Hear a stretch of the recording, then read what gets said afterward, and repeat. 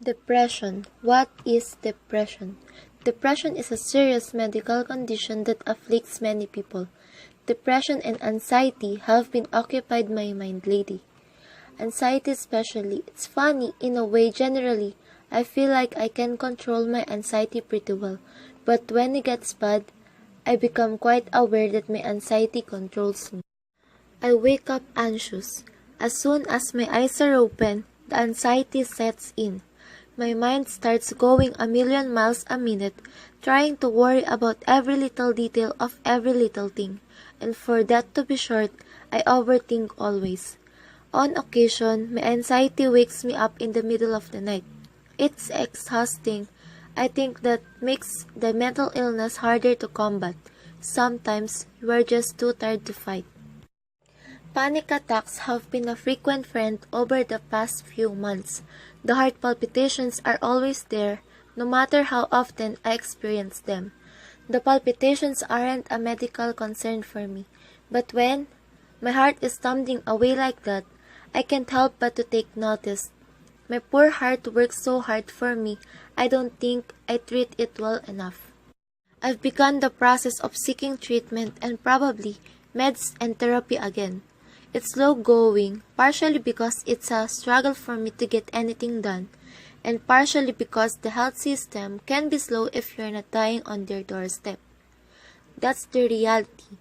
I'm not exactly jumping up and down at the prospect of treatment, but medication and therapy were a big help to me in the past, so I'm fine with trying again.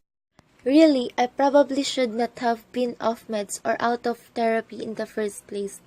But I wanted to try going without and I was fine for a while. In the meantime, I try to keep myself occupied, whatever distracts me for a little while. I'm taking things day by day. Today was a little better than yesterday. Maybe tomorrow will be a little better than today. I can hope at least.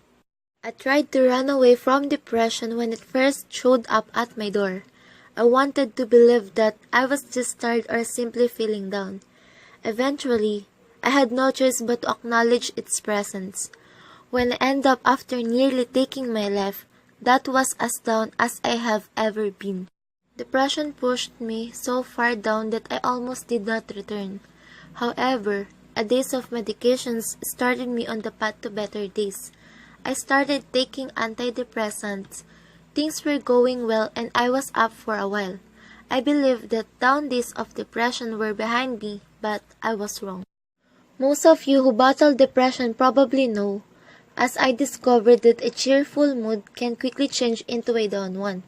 It is quite frustrating and painful to feel as if victory has been so cruelly snatched from our hands, yet again by the vicious enemy known as depression.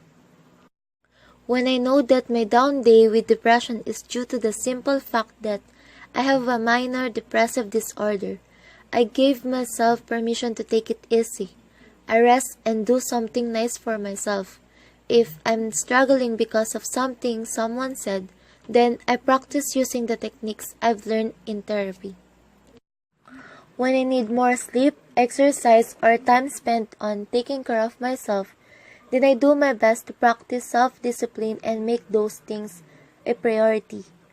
Learn what triggers cause down days of depression for you, then be sure to prepare for those days.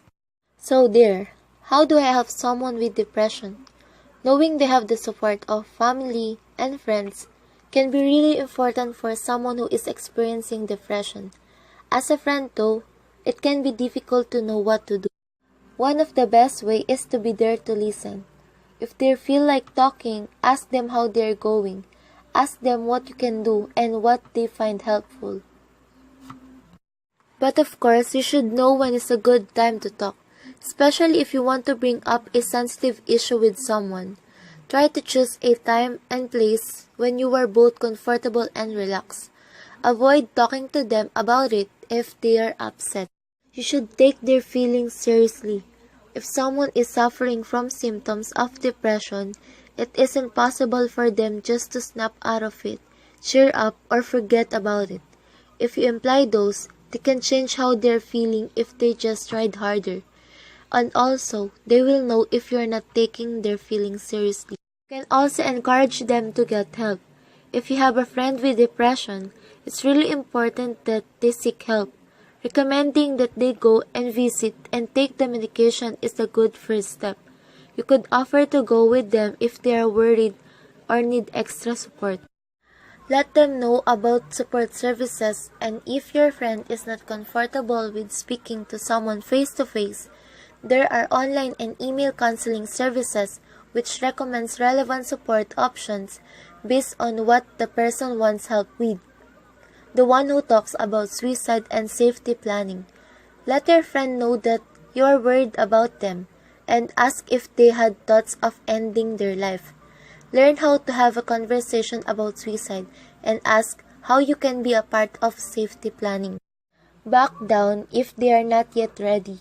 If you think a friend needs to visit a mental health professional but they don't respond well to that suggestion, don't force the issue or don't put too much pressure on them. It could put them off getting help. In the meantime, try to encourage them to speak to someone else they trust, such as teachers or family members, as a good first step. Respond to emergencies. The exemption to backing down from encouraging your friend to get help is if you think they may be endangered or at risk of hurting themselves or someone else. In this case, seek help immediately, like telling on the person they trust. While reading some articles and blogs, I noticed something interesting. If you have a friend who is suffering from depression, you may be unsure about what you should do to help. There are several ways that you can help a friend who is suffering from depression, from encouraging them to get treatment or to build them up with the kind of words. There are 3 steps or ways to help your friend. One is to watch for symptoms of depression in your friend. You may suspect that your friend is depressed by the way he or she is acting. If you are unsure, there are several common signs of depression that may help you to determine if something is wrong.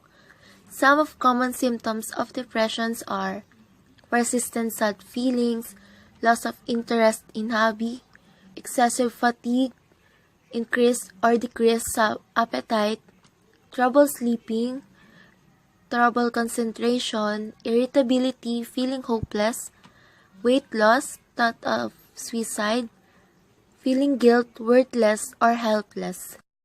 The second one is to encourage your friend to talk to a doctor. As soon as you suspect that your friend is suffering from depression, you should encourage him or her to see a doctor. Your friend may be denying that there is a problem or maybe even embarrassed to admit that there is a problem, because some depression symptoms are atypical. Many non-clinical people do not associate with them with being depressed. Apathy and numbness are often overlooked as depression symptoms. The extra encouragement of a friend may be all that your friend needs to seek help. Say something like, "I am concerned about you and I think that you should talk to a doctor about how you have been feeling lately." Encourage your friend to follow up with a psychologist as well. And the third are, let your friend know that you are willing to help. While your friend may agree to seek help, he or she may be too depressed to follow through with making and keeping an appointment. By offering your ongoing help, you can ensure that your friend will actually get the help he or she needs. Offer to make the appointment for your friend and even go with him or her to the doctor to offer your support. And also, offer to help your friend to make a list of questions to ask the doctor before the appointment. If your friend did not want to undergo on medication, you can also support your friend.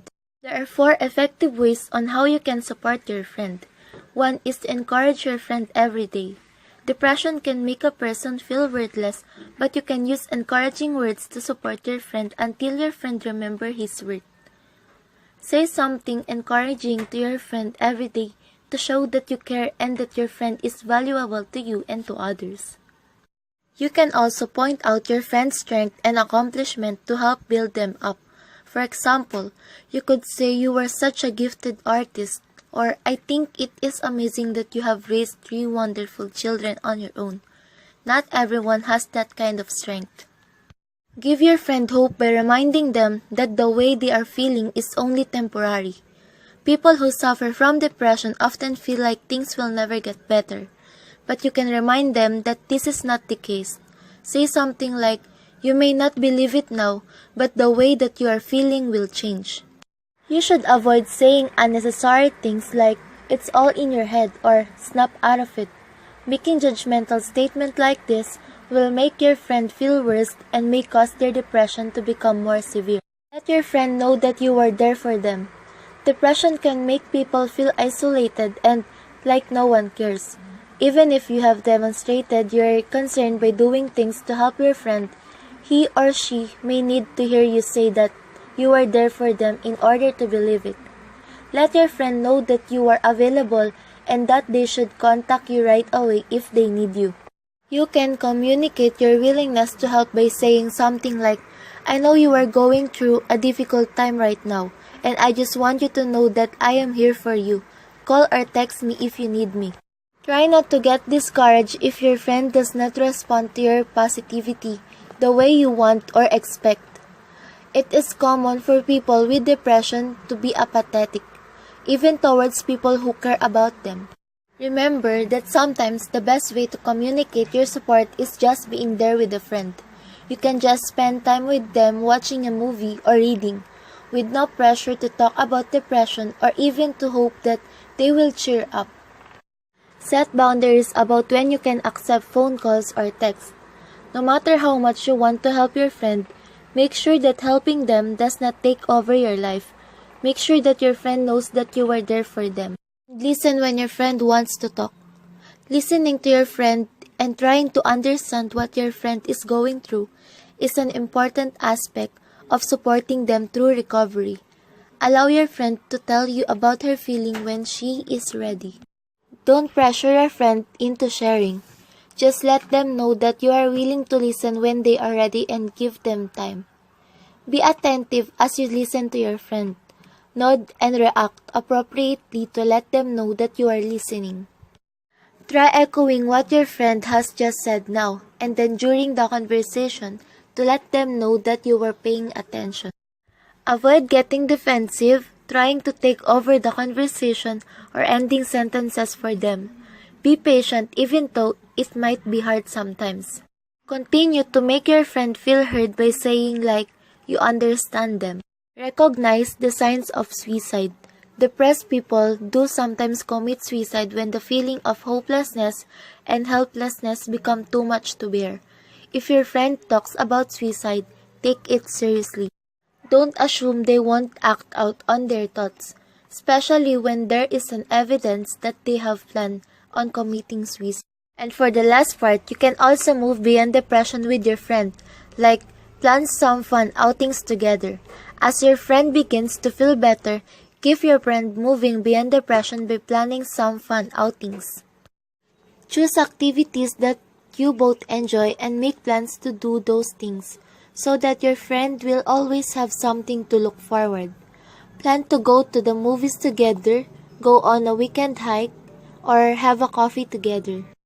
Just to make sure that you do not pressure your friend into doing anything that he or she is not ready to do. Be patient and persistent. And don't forget to laugh with your friend. Laughter is known as the best medicine for a reason. Recent studies have shown that laughter helps to elevate the symptoms of depressions and make people who are depressed feel more connected to others. You probably know what makes your friend laugh better than anyone else does. So make sure that you use that knowledge, laugh with them on the regular basis. Make sure that you only use humor in appropriate situations. If your friend is opening up to you or crying, you might not want to tell a joke at that moment. You should be serious. Do not be discouraged or feel inadequate if your friend does not laugh. Sometimes it is very hard to feel anything at all, even good things, but this will hopefully get better with time. Helping a friend who is battling depression is hard work. To make sure that you do not suffer an emotional crisis, you will need to take very good care of yourself as well. Make sure that you set aside at least 30 minutes each day that is just for you. Use that time to focus on your needs, pamper yourself, or just to do something that you want to do. So there, I hope these vlogs help you to understand what is depression and how it feels like. And of course, I know that you guys learned something about this. If you have a friend or if you know someone who are encountering the depression, I am expecting you to follow the tips given above. I swear that those are effective, and of course, never ever get tired on comforting and supporting a person who has their depression. And lastly, if you are experiencing depression right now, please always remember that no matter what happened, or no matter how negativity you feel around, please try to seek or always find the bright side on the situation that you are facing. Cheer up and never lose hope. Maybe not now, but I know someday you'll be alright and you will finally overcome your depression. Pray always whenever you feel sad or lonely. Never try to harm yourself just to make you feel alright, because I swear that self-harming is not good for yourself and also for the people that surrounds you. You are loved, you are worth. Depression.